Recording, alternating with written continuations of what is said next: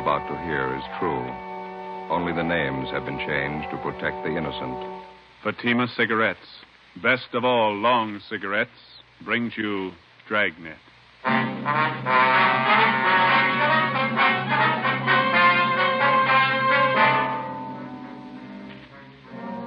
You're a detective sergeant. You're assigned to forgery detail. An accomplished check forger is at work in your city. His victims, small businessmen. You know his M.O. You don't know his identity. Your job, get him. If you want a long cigarette, smoke the best of all long cigarettes. Smoke extra mild Fatima. Yes, Fatima is the king-size cigarette which contains the finest Turkish and domestic tobaccos superbly blended to make it extra mild, to give Fatima a much different, much better flavor and aroma than any other long cigarette. That's why Fatima has more than doubled its smokers coast to coast. Enjoy extra mild Fatima yourself. Best of all, long cigarettes. It's wise to smoke extra mild Fatima. It's wise to smoke extra mild Fatima.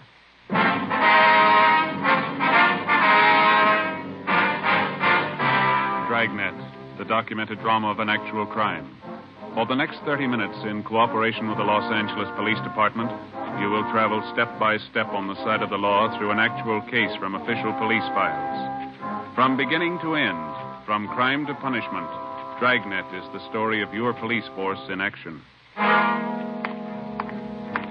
It was Monday, February 4th. It was cold in Los Angeles. We were working a day watch out of forgery detail. My partner's Ben Romero. The boss is Captain Elliott. My name's Friday. I was on the way home from the office, and it was 8:25 p.m. when I got to Collis Avenue. Number 4656. Joseph, that you? Yeah, Ma. We're in the living room. We have company. Oh, that's all? Hello, Joe. Well. You remember Mary Fowler, don't you, Joseph? I sure do. How are you, Miss Fowler? Just fine, Joe, thank you. Doing some shopping out this way and thought I'd stop by and have a cup of tea with your mother. Well, it's good to see you. How are things in the old neighborhood, huh? Oh, pretty much the same. Oh, Miss Daly, remember her? Mm-hmm. Finally died. Oh. I suppose it was for the best, though. I was just telling your mother. Jim and Louise Watson finally moved. Jim got a new job out by Altadena. Oh, is that so? Yeah. My, you certainly looking fine, Joe. Don't you wear your police uniform anymore? Oh, my, no, Mary. Joseph's in the detective bureau now. Hasn't worn his uniform for years. Oh, that's right. I remember now. That note you sent with your Christmas card year before last. What do you do now, Joe? Forgery detail. My partner and I handle bum check cases. My, that certainly must be interesting. Have you had your dinner, Joseph? Yes, ma'am. I stopped at a place out in Santa Monica and had something. Yes, well, Mary brought me some nice coffee cakes. Pineapple filling. Would you like one with a cup of coffee, Joseph? No, I don't know, Ma. Well, you sit down in your chair there and rest yourself. You always look so tired. I have no idea how hard they work, those young fellas, Mary. You remember Genevieve, don't you, Joe? My oldest girl? Oh, yeah, sure. How is she? Oh, just fine. Lots of boyfriends as usual. Going out all the time. Oh, that's good. She asked to be remembered to you. I think you and Jen were stuck on each other at one time, weren't you, Joe? Oh, we went to a couple of dances in high school. And I think she started going steady with another fella, didn't she? Young girl. You never know when they're well off. Here's your coffee, Joseph. Set it here on the end table. Thanks. I don't think I can use it, Ma. It's delicious coffee cake. You smell how fresh it is. Yeah, nice. Oh, my, 8:45. I should have left half an hour ago. Oh, you have to go, Mary? Seems our visits are always so short. Well, I got a lot of ironing to do, and I have to make Carl's lunch. He's always so fussy about his lunch. Yes, well, I'll get your coat. Well, it's nice seeing you again, Joe. Do you want to be remembered as Genevieve? Yeah, tell her hello, will you, Miss Fowler? If you're over our way, be sure and drop in and see us, won't you? Genevieve's home office by 6. She often says she'd like to see you again. Oh, Genevieve. Oh, thanks. Good night, Joe. You be sure to come and see us now. Jen will be looking forward to it. Okay, Miss Fowler. Good night. Yeah, well, I'll show you to the door, Mary. You remember the door and neighbors, won't you? All right, dear. I will. You take care of yourself now. Good night. Good night, Mary. There's a person, Mary. She's having a hard time trying to find a husband for Genevieve, though. Yeah. Hey, Ma, I'm not very hungry. I can't eat now. No? Oh, it seems such a shame to waste this. That's a lovely coffee cake. Been in your store in the same case, Yeah, same one. It seems to me it's taking an awfully long time. Well, we've been on it 2 months, yeah. I'll never understand it. How people write bad checks. Always get caught. Well, it's easy living while it lasts. Now, you know what the man's handwriting is like. Don't you know who the man is? Well, we think so, Ma. We're not sure. There's hundreds of check men who work almost alike. Some of them even look alike. There's always a big enough field to pick from. Our problem's picking the right one. I don't know much about it, but the whole thing seems kind of silly to me. Well, how's that? What's this man supposed to be doing? Going around your small neighborhood stores, cashing $15, $20 checks? Well, if he got himself a job, he could probably earn that much in one day doing good, honest work. Yeah. Say, Ben didn't call before I got home, did he? Wasn't he with you? Well, he was going to interview one of the bum check victims on his way home, a grocery store owner down in Highland Park. It might be him now. Oh, now, don't hang on that phone, Joseph. His coffee gets cold. Yeah. Friday talking. This is Ben, Joe. Got a partial identification from that grocer's. Nothing great. Which mug shot did he like? Stanley Bubeck. Grocer thinks it might have been the guy who pushed the check. He can't be sure. 33 bum checks passed. Same M.O. Not one positive identification. Something's phony, isn't it? It's got me stopped. We know the endorsements on every one of those checks was written with the same guy. Used practically the same story on every one of his victims. Yeah. Those 33 people are either blind or they're kidding us. Well, there's only one other answer. Huh? We're looking for the wrong man. For 2 months and 2 days in different shopping districts throughout the city, a man described as well-dressed and middle-aged had been passing worthless checks on independent neighborhood businessmen. Most of the victims were proprietors of small shops, meat markets, liquor stores, grocery stores. In none of the cases was the check written for more than $25. With the help of the stats office and our record bureau, we'd gone through the list of experienced checkmen until we found one man whose description and M.O. matched perfectly with that of the suspect. The man's name was Stanley Bubeck. We can't locate him, Captain. Another thing, we can't get a positive identification from any of the victims. And find a suspect they can identify. You've been tracking the guy for 2 months. What's the big mystery? Well, we tabbed the man as Stanley Bubeck, and his record, his M.O., his description, they all tie in perfectly. Now we're not sure it's him. What do you mean?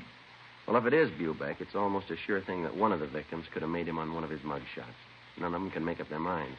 Look, maybe one of you two'd like to be captain of forgery for a day, sit in this office and listen to complaints come in over that phone about this guy, the front office, neighborhood businessmen's clubs, retail merchants.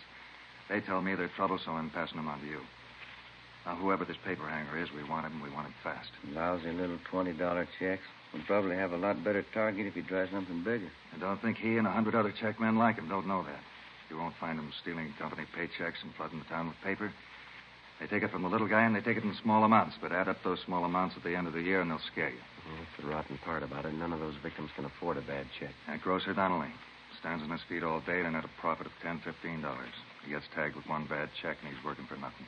We've got bulletins out on the suspect to all the small businessmen in town. They've all been alerted. Excuse me. Captain Elliott. Yeah, okay, Don, right away. Don Myers. He went over the handwriting of those last 3 checks. Wants to see you. Okay. How about that special bulletin you got out to the prisons on Stanley Bubeck? Any replies? Nothing yet, Skipper. All right, stay on it. Right, let's go, Ben. It's a sour deal. I'd give a right arm for a line on this guy. Yeah. Well, it'd move a lot faster if somebody'd help us follow those checks closer. The way it's running now, we hear about the paper 2 weeks after it's been cashed. The Bubeck thing isn't helping much. No use trying another line if we get a 7. Hi, Don. Oh, hi. Just finished up on those last 3 checks that came in. You want to give them a look? How do they shape up? Well, you can see for yourself. Right here. Yeah? Here are the 3 I just went over. Mm-hmm.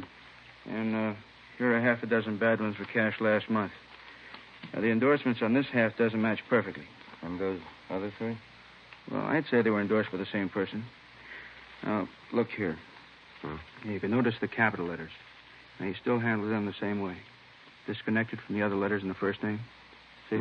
Yeah. But he connects the capitals in the last name. See? Mm-hmm. Not very bright. Yeah. Not much doubt in my mind. All the other handwriting factors tie in. The form, skill, shading. They all match up. The movement, terminals, they're all the same for my money. Here, the way he writes the lowercase letters. That cinches it for me. How's that done? Well, here. The inclination of the terminal stroke on the S. See it? Degree of slant above the horizontal is just about 55 degrees in all cases. Mm-hmm. Now, the finger movement in his capitals have plenty of freedom. They're not shaded much. Yeah. Nothing like this in his lowercase letters, though, you see? Here. Yeah, I think I know what you mean. Not much freedom here. Lots of shading. And the pressure on the lifts. Here. They match up. Mm-hmm. Same on the downstroke. No, I'd say the skill is medium in all cases. Embellishments, both class 2. No changes at all in the style? Oh, he made the signatures look a little different. All 8 factors match up, though. It's the same person. All we have to do is find him. Hey, how about this fellow Stanley Bubeck? I thought you had him tapped. Well, we're not too sure about him, but it's the only line we got to work on, so it'll have to do for now. Mm-hmm. Romero, the man in the office to see you and Joe. Name's Loomis. Right, Fred. Be there in a minute. Okay. Well, thanks, Don. We'll check you later, huh? Sure, okay. See you. Let's go, Ben.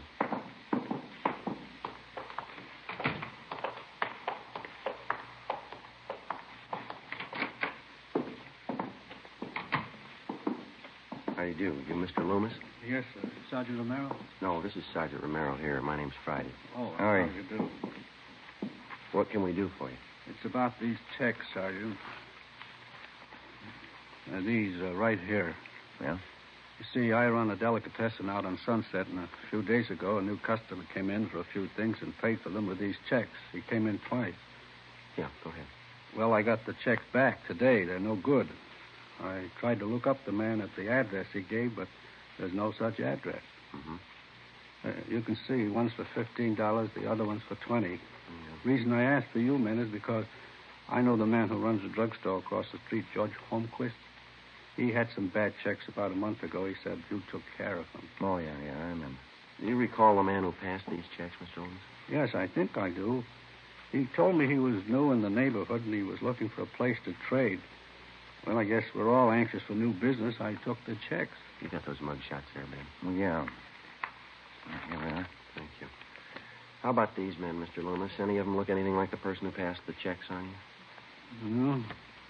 Let's see. Now, this one, yes, it does look like the man in a way. I don't know if I could be absolutely sure. Stanley Bubeck, same M.O. Beg your pardon? Well, it looks like you're stuck with a couple of bad ones, Mr. Loomis. Probably the same man who passed checks on your druggist friend. We're doing everything we can to run this man down. But what about the checks? Isn't there anything I can do about them? No, sir, I'm sorry. Not right now. We would like to have you make out a crime report, if you will, and would you leave these checks with us? Yeah. Friday, Romero. Here's Mr. Loomis. Yes, just came in for you. Reply from Salt Lake City, Utah on that bulletin you sent out under Stanley Bubeck. Yeah. He's been in jail for 5 months. We sent a request to Salt Lake asking him to question Stanley Bubeck if he knew of any forger who matched his description or used his M.O. Bubeck could tell us nothing. Wednesday, February 6th. We threw away the results of 2 months of investigation. We went back and started from the beginning. Despite all precautions and warnings, the checks kept coming in at the rate of half a dozen a week. The same M.O. was used. The same handwriting showed up in the signatures on the checks. Again, with the help of the staff and the statistician's office and the record bureau, we waded through hundreds of names of known checkmen and compiled a new list of 38 possible suspects. Each one fitted the general description of the forger. Each one, at some time in his forgery career, had used the same general method of operation. Well, after days of legwork, we finally boiled down the list of possibles to 3 names: George Roberts, James Young, and a Harry L. Johansson. We got out a flyer to all the small businessmen in the areas where the forger operated. Another week passed. The worthless checks kept showing up at the rate of 2 and 3 a day. On February 21st, Ben and I answered a call from a druggist in the Echo Park district. He bought some toothpaste and a carton of cigarettes, Sergeant. Asked me to cash a $20 check for him. Did you ever see the man before, sir? No, he gave me the same old story about being new in the neighborhood. That's when I remembered that police bulletin the department sent me. Mm-hmm. Do you still have that bulletin? No, I looked it over, and then I guess it got mislaid. I wonder if you'd mind taking a look at these pictures here. Not at all. These right here. Mm-hmm. Sure. This one right on top, that's the man. You sure? I am. It only happened a few hours ago. Do you know who he is? Harry L. Johansson. That's the name we have on him. It doesn't mean anything to me. He got real huffy when I wouldn't take his check. Stalked right out of the store. Very suspicious. Did you follow him? No, I told Ralph, my clerk, to follow him. Ralph, Yeah, Mr. Butler? you want to tell these officers about that man this morning? Well, I followed him down the street for a block and then turned the corner. That's where I lost him. It's too bad. Yeah, all I got was the license number.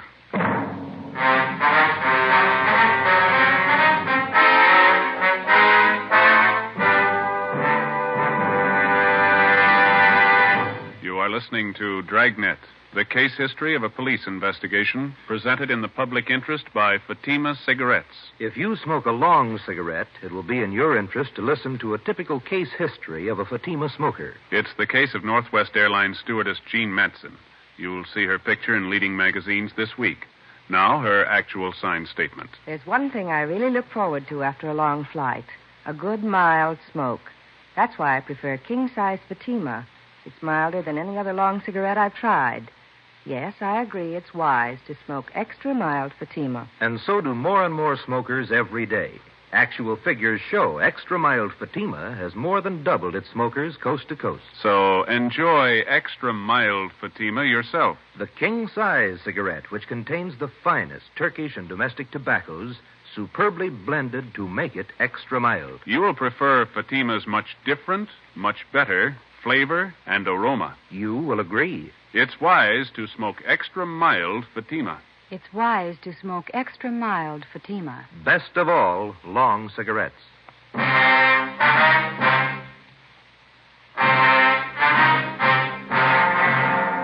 September 21st, Thursday, 3 p.m. We took the license number, which the drugstore clerk had given us. We went back to the office and checked it through DMV. We found the car was registered to a Russell Burroughs on Pico Boulevard. We checked him out. He told us that he had loaned his car the day before to a friend of his. He identified the friend as Harry L. Johansson and gave us his last known address, 614 Elderwood Avenue. We got out a broadcast on the car. The Elderwood Avenue address turned out to be a single-story wooden frame house in the southern part of the city on the edge of the industrial district. It needed a coat of paint. A woman in her elderly 30s answered the door and identified herself as Mrs. Johansson. She invited us into the living room. There was a baby playing on the floor. I don't expect my husband home for another 2 weeks, Sergeant. He's a cosmetic salesman.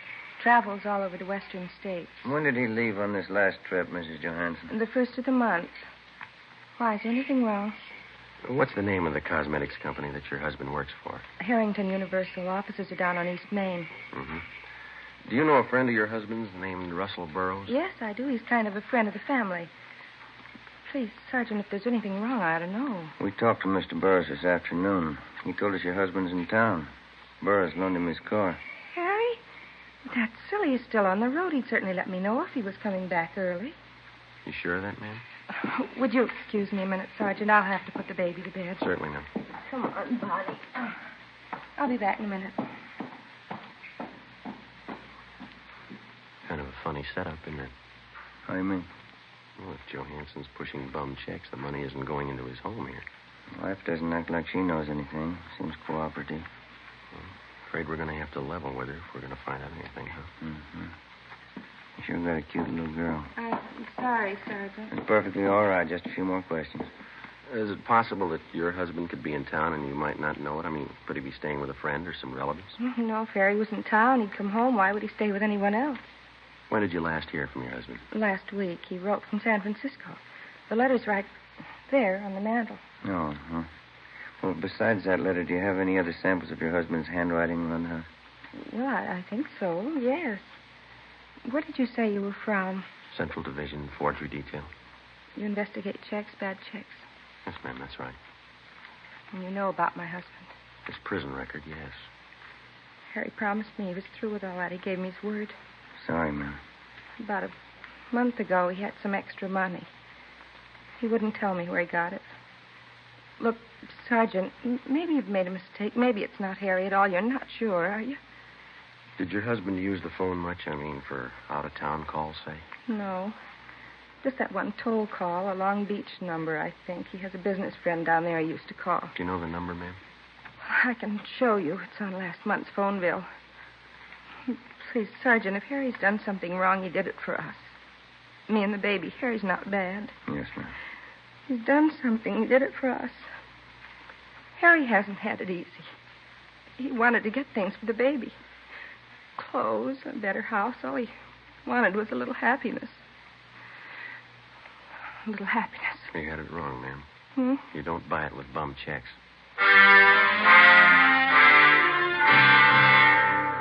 Before we left Mrs. Johansson, we called and had a stakeout placed on the house, and then we got a sample of her husband's handwriting and the Long Beach telephone number that he was in the habit of calling. The next morning, Don Myers in handwriting compared Harry Johansson's letter with the signatures on the worthless checks. It matched. We called the Harrington Universal Cosmetics Company. They never heard of Harry Johansson. We called that Long Beach phone number. A woman answered and gave us the address where the telephone was installed. Turned out to be a swanky, modern apartment house. In apartment 18, we interviewed a good-looking brunette. She identified herself as Harry Johansson's common-law wife. She was well-dressed, and the apartment was richly furnished. Well, what's it all about? What do you want, Harry? Police business. You know where he is? Well, what's he done? Do you know where he is? He drove into Hollywood this morning. Might be back tonight. I don't know for sure. Is this your apartment? Yeah. Mine and Harry's. You're sure that Johansson's not here now? Of course I'm sure. Why? Well, and you won't mind if we come in and look around, huh? I have a right to know what it's all about. Johansson's wanted for forgery. Now, if you want to get involved, you help him hide out. I'm not asking for that kind of trouble. Go ahead and look. Take the bedroom, will you, Ben? Right. Never mind, Cop. Thanks for the help, honey. I don't want any part of your troubles, Harry. I didn't know a thing about it, honestly. Ben. Yeah. You better come along, too, lady. Well, tell him, Harry. I don't know what it's about. What's the idea of getting me mixed up in this? How do you think I was paying for this place? Taking you out. Buying us clothes for you. I don't want any part of it. 3-room apartment, a couple of dresses. That's all he ever got me. You got no complaints, lady. Huh? That's more than he bought his kids. 1 p.m. Friday. Ben and I took Harry Johansson to the county jail where he was booked for suspicion of forgery. We called Mrs. Johansson and notified her. She immediately contacted friends and relatives and raised enough money for a writ to have her husband released from jail. 3 days later, Johansson was arraigned and a date set for his preliminary hearing. After the arraignment, Ben and I took him back to the county jail for rebooking. I'd like to ask you a question, Johansson. Yeah? You got any money of your own left? Why don't you stick to your own business, Copper? That family of yours is having a pretty rough time. Your wife borrowed every cent she could find to bail you out. Now, what's she going to live on? She's got relatives. No, there's the elevator. Come on, Johansson.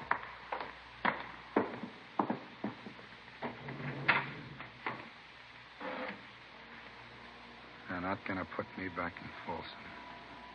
Not in 100 years. You've done 2 stretches already for hanging paper. You should have known better, mister.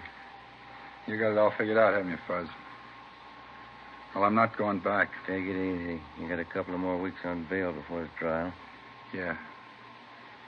A couple of weeks. What's the matter with you? Don't you feel well? They won't get me back to Folsom. You're not making it any easier on yourself. All right, Archie.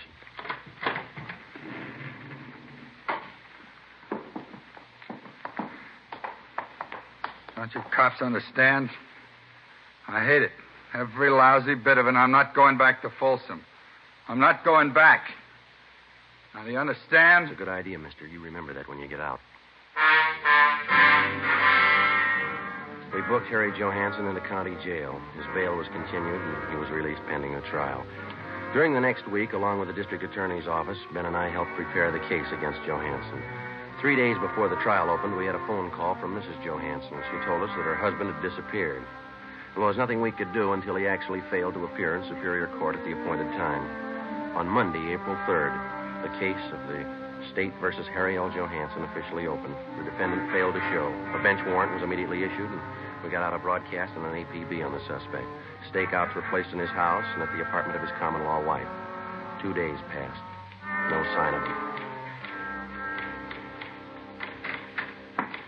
Nothing, Joe. Bumley just checked it out. Yeah. How about those two ex-con pals of Johansson's? Did you check with them? Yeah, nothing there. I don't see how I can last out much longer. One suit of clothes, no money. You still got a checkbook. When did the skipper say he was coming back? On 7:30 tonight. 7:15 now. I'll get it. Forgery, Friday. Joseph, this is your mother. Oh, yeah. Hi, Ma. I forgot to tell you when you called earlier. You're supposed to be home tonight by 8 o'clock. What's that, Ma? Mary Fowler, she's coming over to visit tonight, and Genevieve's coming with her. Yeah, well, look, will you try to explain to them that I'm working and I can't get away, huh? Well, all right, Joseph, I'll try. Well, if I possibly can, I'll try to make it home by 10. Will that be all right? All right, Joseph, I'll see what I can do. Genevieve's going to be disappointed. Yeah. If I'm later than that, don't wait up for me, huh? Yes, all right then.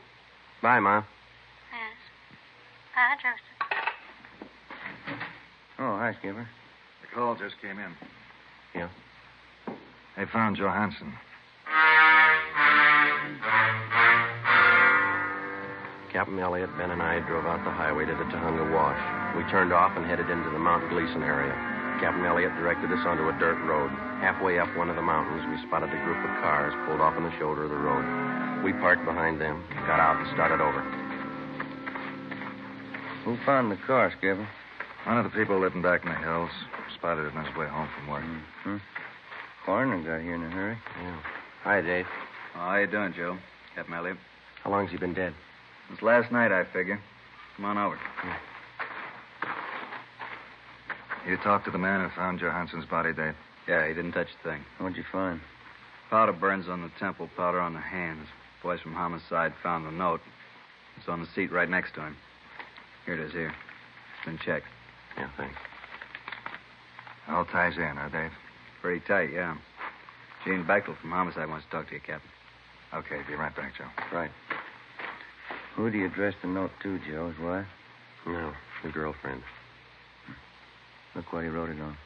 Yeah, blank check.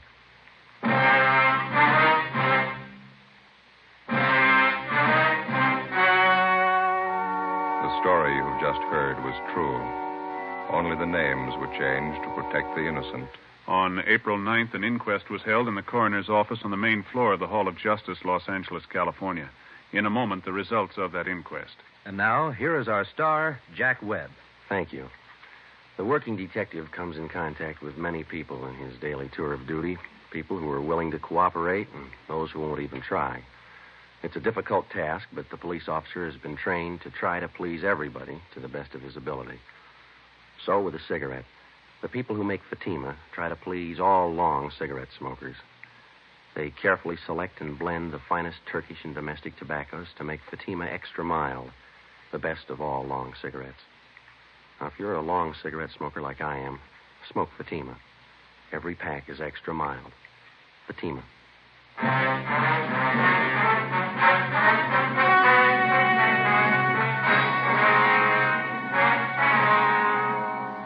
On April 9th, the coroner's jury returned a verdict that the death of Harry L. Johansson was caused by a gunshot wound in the head, self-inflicted.